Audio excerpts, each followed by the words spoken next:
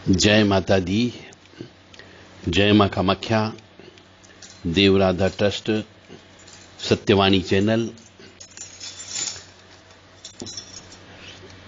रहस्यमय ज्ञान। आप कैसे सुखी रहोगे? आप को यदि ऊपरी बाधा, तंत्र बाधा है एक विशेष प्रकार की, तो उसके क्या कारण हो सकते हैं? मां भगवती जगत जननी के चरणों में और परमपिता परमात्मा भोलेनाथ के चरणों में शीश नवाते हुए आपको बताते हैं कि यदि कोई व्यक्ति बिल्कुल दबता हो,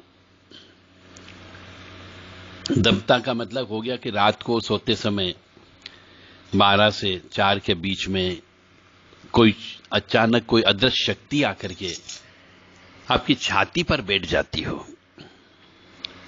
आपको दबा देती हो, आपका गला दबा देती हो, या फिर आपको कड़क कर देती है। आप बोलना चाहते हो पर बोल नहीं पाते हो, जगते हो, जगती अवस्था में ऐसा होता है, यानी कोई शक्ति आपके ऊपर अटैक कर देती है।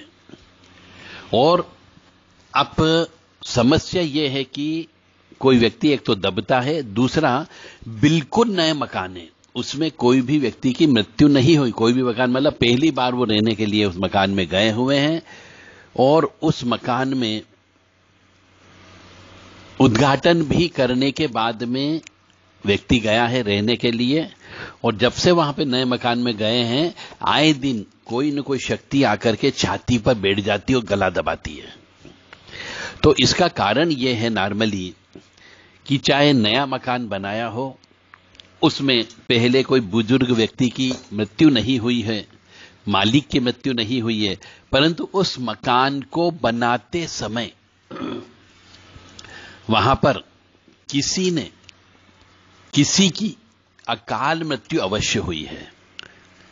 चाहे मकान बनते समय करंट लगने से मृत्यु हो गई हो, मकान बनते समय छत से गिरने से मृत्यु हो गई हो, मकान बनते समय छज्जा गिरने से मृत्यु हो गई हो, मकान गिरने से पानी की टंकी में गिर जाने से मृत्यु हो गई हो, या फिर मकान बनते समय किसी भी तरीके से अचानक किसी की अकाल मृत्यु हो जाती है।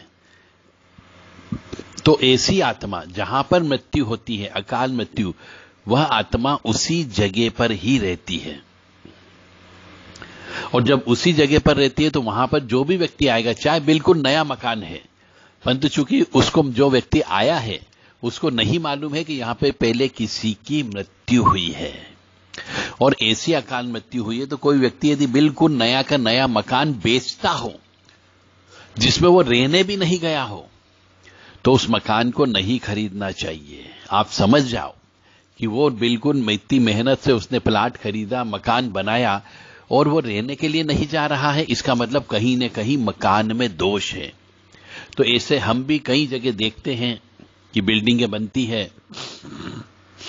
तो बिल्डिंगें बनते समय, बनाते समय, क्रेन से ईंटें उठाते समय, छत ढालते समय मशीन के टूट फूट होने की वजह से कई बार लेबर की मृत्यु हो जाती है, तो उसे अकाल मृत्यु कहते हैं।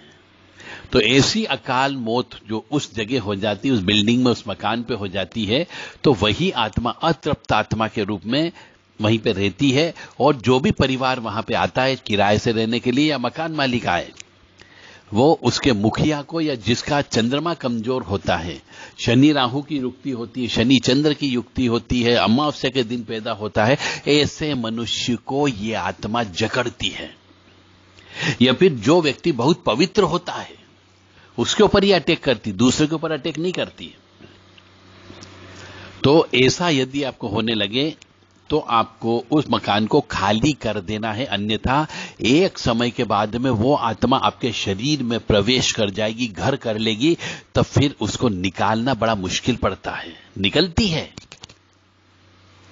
मनुष्य शरीर से, हर आत्मा निकलती, हर चौकी कटती है, हर खिलाई पिलाई निकलती है, परंतु फिर मेहनत ज्यादा करना पड़ती है, समय भी ज्यादा लगता है, पेशेंस रखना पड़ता है। तो यदि किसी व्यक्ति को किसी मकान में, चाहे नया मकान हो, पुराना मकान हो, उसमें किराए से लिया हो या खरीदा हो, किसी व्यक्ति कोई व्यक्ति यदि दबता हो आए दिन, यानी दूज, छठ, 14 के दिन या रात को 12 से 4 के बीच में, तो उसका तुरंत इलाज करवाए। मनुष्य का इलाज नहीं होगा, उस मकान का इलाज होता है।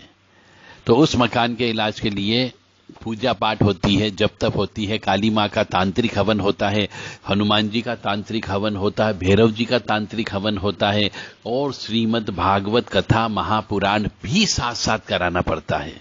तब जाकर के, और नारायण बलि भी कराना पड़ती, तब जाकर के वो आत्मा जो अकाल मृत्यु से उस जगह है, उसको उस जगह से निकाल करके किसी नदी किनारे या शमशान में पहुंचाया जाता है।